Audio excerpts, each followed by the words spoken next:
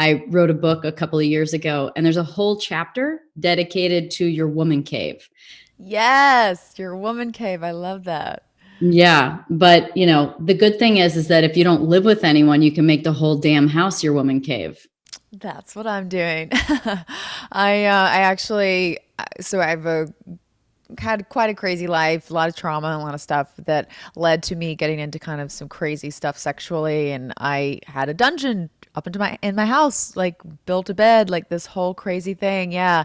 And I finally like it's been a room that I really don't go in. And I yesterday, so I'm stoked to like be talking with you. I'm on a whole high right now because yesterday we found an artist because I have people redoing my closets and all this stuff, and we were talking about the getting this thing out of my house. I have this monstrosity custom made bed that I designed without knowing my trauma, like literally didn't have the memories and all of the stuff that I got into on in my life. And I'm not here to judge, but everything that I was into sexually related back to stuff that I ultimately remembered in my trauma memories.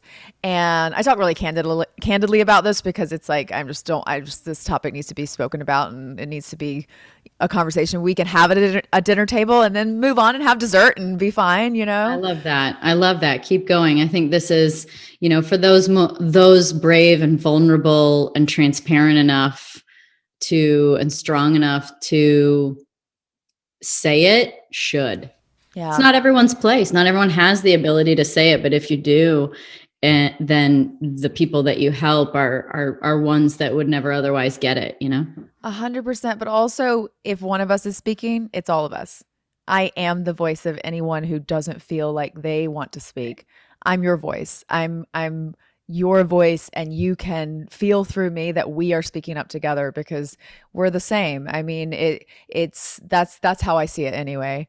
But this freaking dungeon bed is like was just absorbing energy in my house, and you can see like I want to zen in, so I'm literally turning it into a meditation room. But my organizer was so amazing. I kept feeling like just really not cool about I just wanted to get rid of it. I didn't want someone to buy it because I didn't want it to be used for this purpose anymore.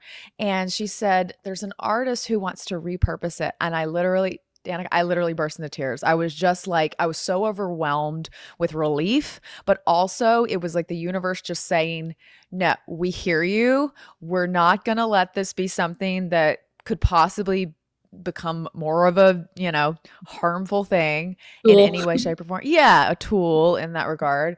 Um, and it's going to be repurposed. It's going to be used in an artistic exhibit. And I'm just like so happy. It's going to be out of my house. I already have the design for the meditation room. So it'll be this is obviously my meditation living room. There's my meditation bedroom. There'll be my meditation room, as you Oh, said, in my whole house, it'll be that. But that will be a dedicated room that the energy will go from what it has been to just being the space that I know I want to hang out in all the time. So I'm really yeah. excited.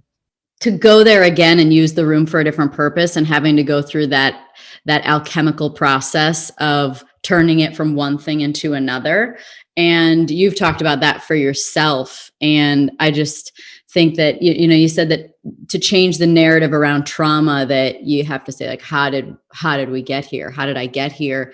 So maybe this is the perfect time to just start off by, like, how did you get here? My life is kind of lived out in segments. There was the um 0 to 15 years old segment where I live with my family, parents homeschooled, went from K through 12 in homeschool, so never actually went Oh, to wow. a typical school.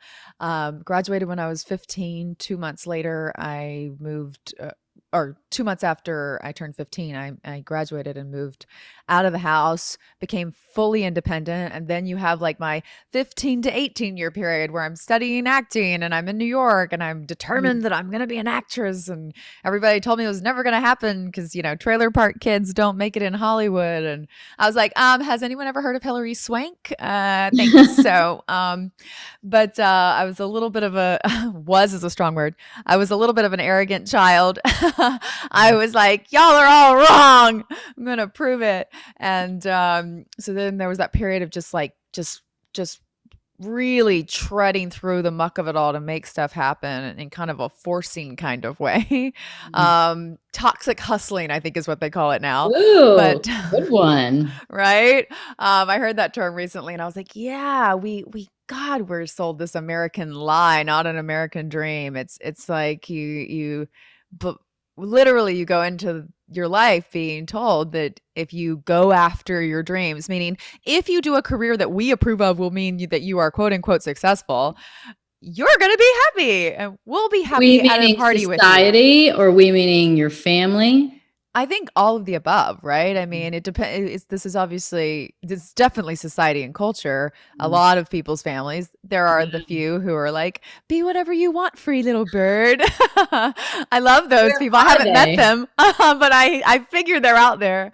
But we as society, we as a culture, we as parents, teachers, community, peer, all of the above, literally drink the Kool-Aid and then pour that Kool-Aid into a little tiny sippy cup for a child to drink. And from the time where, we can start to talk, we're being asked, what do we want to do when we grow up? And then we're asked, what do we do when we're at an event? And it's just, so Right. I wanted to make sure that what I did was something that I was proud of and that I thought would make me important and make me, more importantly, be seen, because I felt invisible. I felt unseen and invisible in the world, because when you're a traumatized kid, you feel like nobody sees you. You feel like you don't exist.